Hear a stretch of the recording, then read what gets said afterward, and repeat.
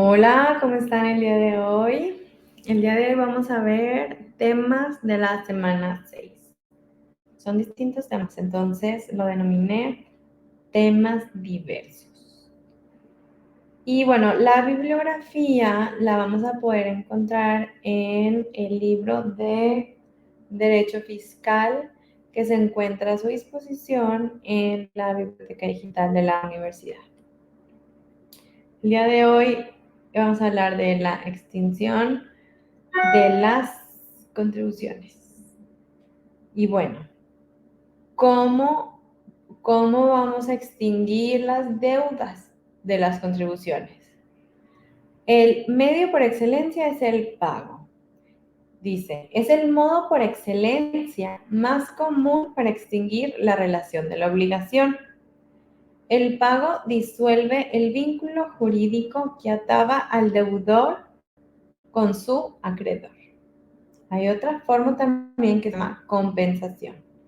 Y este es el acto mediante el cual el contribuyente o la autoridad puede tomar el saldo a favor de una contribución y pagar con dicho monto otra contribución o impuesto a cargo. Es una figura que neutraliza la deuda. Otra forma es la condonación y es el resultado del proceso por medio del cual el gobierno perdona el cumplimiento de una obligación tributaria. Ahora bien, la prescripción. La prescripción en contra del fisco es la extinción de un crédito fiscal por el solo transcurso del tiempo. Ahora, ¿qué es el acreditamiento? Es restar el impuesto acreditable de la cantidad que resulta aplicar a los valores o unidades de medida, las tasas o cuotas que correspondan según el caso.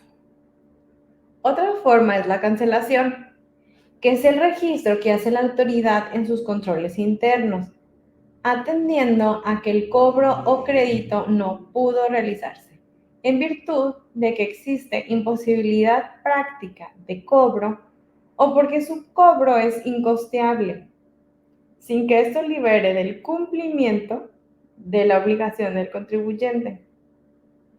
Y hay otra figura que se llama caducidad, que es la sanción que impone la ley a la autoridad fiscal para extinguir sus facultades, para determinar a cargo de los contribuyentes contribuciones o aprovechamientos omitidos y sus accesorios, así como imponerles las sanciones por infracciones a las disposiciones fiscales, pudiéndolo haber hecho una vez transcurrido el plazo de 5 o a 10 años en su caso.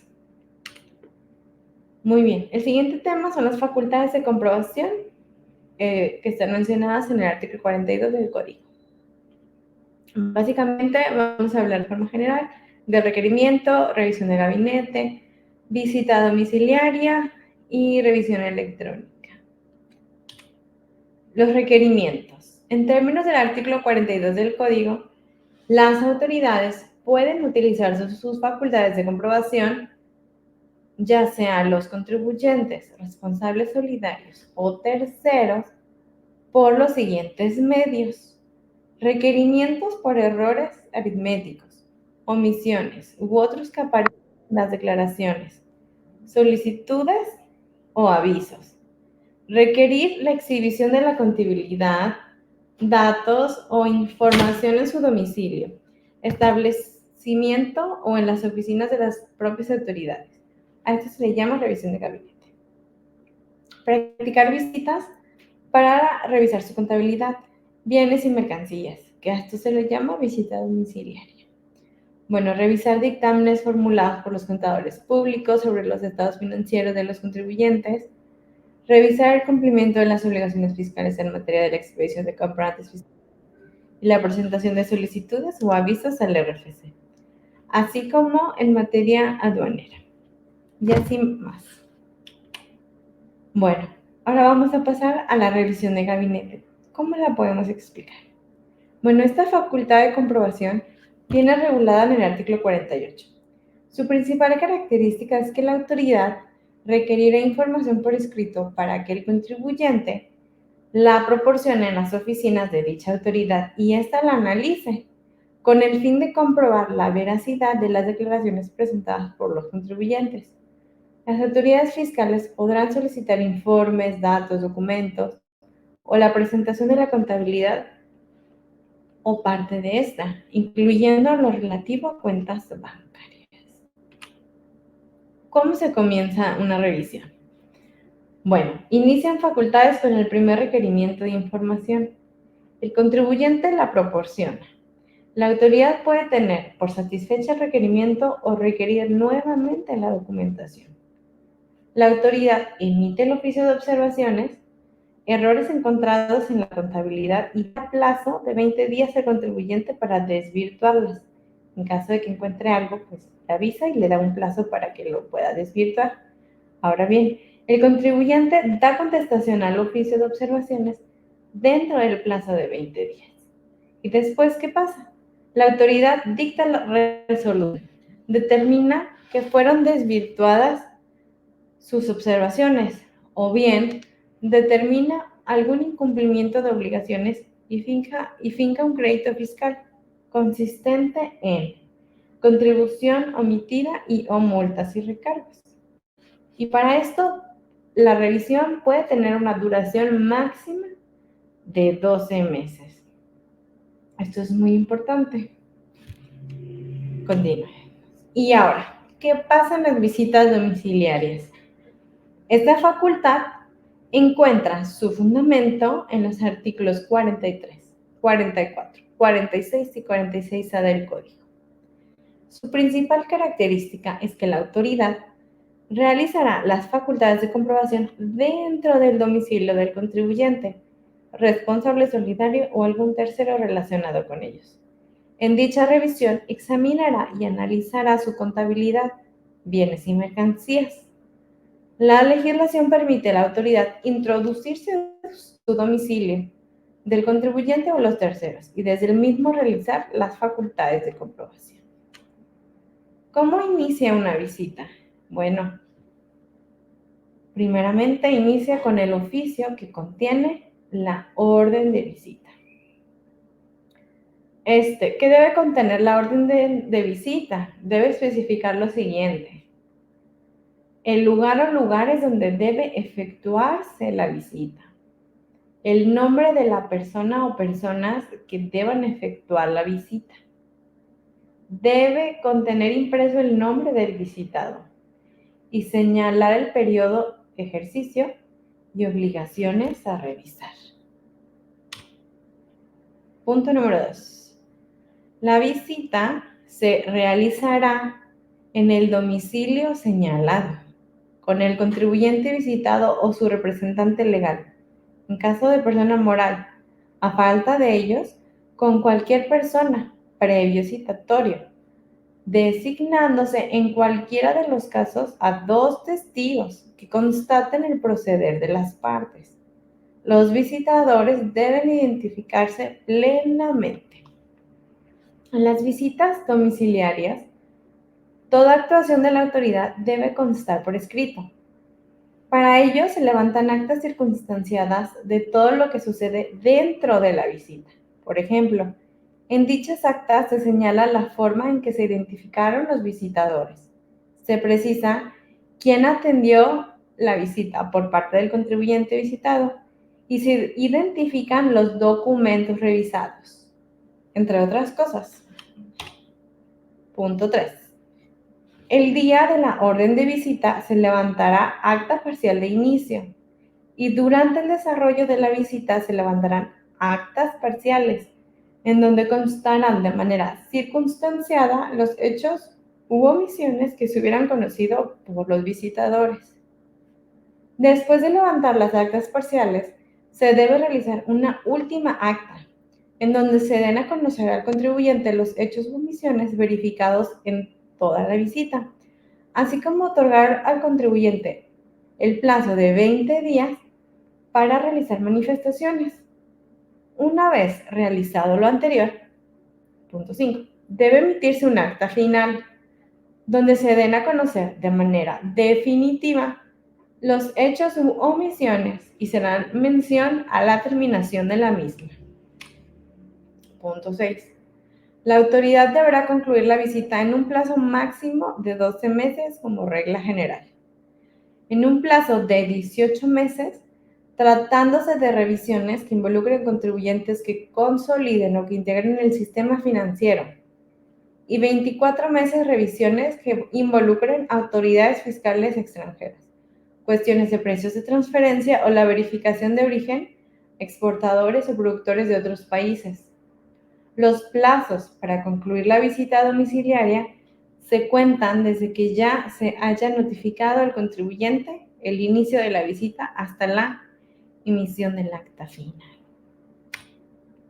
Actas domiciliarias. Ahora bien, pueden suceder que este plazo máximo de 12 meses se suspenda en los siguientes casos. El plazo máximo de la visita es de 12 meses, excepto, entonces quedamos, cuando el contribuyente sea del sistema financiero, contribuyentes que se consoliden para efectos fiscales, contribuyentes de comercio exterior. El plazo de 12 meses se suspende en caso de muerte del contribuyente, huelga, cambio de domicilio sin presentar aviso. Cuando no atienda requerimientos de información, la suspensión no puede exceder de 6 meses. Punto 7. Una vez emitida el acta final, el contribuyente cuenta con 20 días para desvirtuar las irregularidades consignadas en el acta final. Esta acta hace las veces del oficio de observaciones. En el acta final, la autoridad fiscalizadora da a conocer al gobernador los vicios que a su juicio encontró en la contabilidad y demás omisiones o incumplimiento a las disposiciones fiscales. En ella, la autoridad señala de forma específica los errores encontrados en la contabilidad del contribuyente, de modo que señala las faltas o incumplimiento de obligaciones fiscales, como por ejemplo, si el contribuyente pagó una cantidad menor un impuesto, o si el contribuyente realizó deducciones que no estaban autorizadas conforme a la ley, o si por el contrario omitió reconocer ingresos, entre otros.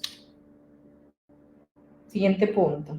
Transcurrido el plazo de los 20 días, la autoridad contará con 6 meses para emitir la resolución final. La resolución podrá ser en el sentido de determinar un crédito fiscal, imponer multas, determinar actualizaciones y recargos, disminuir saldos o señalar que el contribuyente se encuentra al corriente de sus obligaciones y que no se detectaron irregularidades.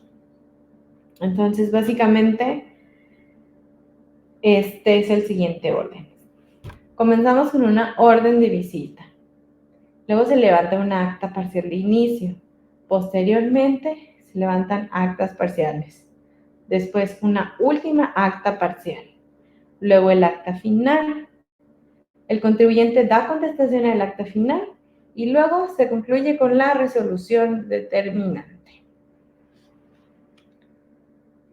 Ahí lo voy a dejar un minutito para que puedan leerlo.